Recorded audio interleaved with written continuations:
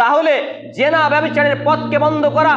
আজকে জেনা এবং ব্যভিচার প্রায় বাড়িতে 2-3টা মেয়ে উপস্থিত রয়েছে, তাদের বিবাহ করে না। কেউ একটু দেখতে নরম, স্বাস্থ্য মোটা, নাকটা মোটা, ঠোঁটটা মোটা, এই জন্য বিবাহ হয় না। কারণ সবাই তো আজকে জান্নাতের হুরনি চাই, স্মার্টনেস চাই।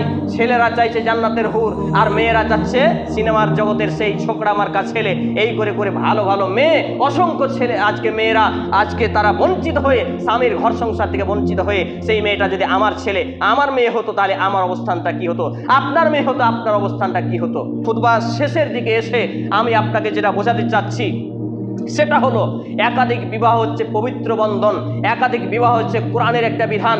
এখানে নারী পুরুষের ইসলামের মান, ইজ্জত, আবরু, সম্মান ঢেকে রাখার একটা বিধান। কিন্তু আজকে আমরা এটাকে ঘৃণার চোখে দেখেছি বিধায় আজকে এটাকে আমরা কঠিন করে ফেলেছি। আর আলোচনা তো হয় নাই যে আমরা সব দিক দিয়েই স্ত্রীদেরকে মানিয়ে নিতে পারি, পার্কে, সিনেমায়, অমুক তমুক, হ্যান ত্যান আবিজাবি সব কিছু। কিন্তু এই একাধিক হালাল সম্পর্ক মেনে না নিতে পারা মূলত পুরুষদের চরিত্রে কোনো ত্রুটি থাকা। অবশ্যই আমার এবং আপনার এই বিষয়গুলো ভাবতে হবে, কোরআন এবং হাদিস নিয়ে এই কোরআন এবং হাদিসের চর্চা করতে হবে, যে একাধিক বিবাহ সহ যে বিষয়গুলো আজকে আমাদের সমাজে আলোচনা হয় না, এই বিষয়গুলো আলোচনা হোক। আরেক বিবাহ হোক, কারণ জেনা ব্যভিচার, 7টা ছেলের মা চ্যাংড়া ছেলের সাথে পালিয়ে যাচ্ছে কেন, আর এই একাধিক বিবাহের প্রয়োজন কেন, এই পয়েন্টটা বলে আলোচনা গুটিয়ে ফেলবো।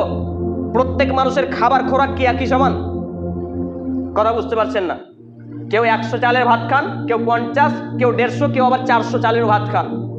তো এই পেটের ক্ষুধা যতটা, যৌন ক্ষুধা এটা তার থেকেও আরো ভয়ঙ্কর। এক একজনের, এটা আমি আর লিগ্যাল করছি না, জোয়ার ক্ষুধায় অনেক ছোট ছোট বাচ্চা আছে।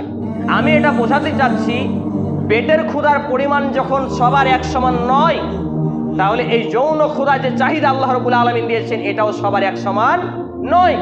সেই সূত্রে একাধিক বিবাহকে ঘৃণা করার কোনো অবকাশ নেই। একাধিক বিবাহ গ্রহণ করতে পারেন যাদের সামর্থ্য আছে, ইমান আছে, ইনসাফ করার সামর্থ্য রয়েছে।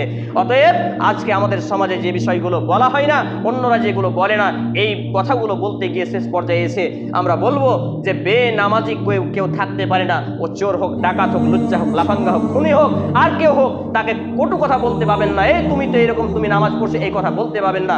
বরঞ্চ তাকে বলেন যে তুমি যা করেছো, যত বড় পাপ করেছো, কোনো পরোয়া নেই, আল্লাহ ক্ষমা করবেন, আল্লাহ তার থেকেও বড়, তোমার পাপের থেকেও বড়। যে মুদ্দাসায় তওবা করতে পারবে তুমি মসজিদে এসে সালাত আদায় করে। 1 নাম্বার 2, একাধিক বিবাহ, দ্বিতীয়, তৃতীয়, চতুর্থ বিবাহ কোনো পাপের কাজ নয়। যাদের সামর্থ্য রয়েছে তারা বিবাহ করতে পারে, যাদের ইনসাফ করার সামর্থ্য, শারীরিক সামর্থ্য, রাখার সামর্থ্য যাদের রয়েছে, তারা একাধিক বিবাহ গ্রহণ করতে পারে। এইভাবে সমাজকে পাপ মুক্ত, জেনা ব্যভিচার মুক্ত সমাজ গড়ার প্রত্যাশা নিয়ে আজকে আমাকে এবং আপনাকে, বিশেষ করে যুবকদের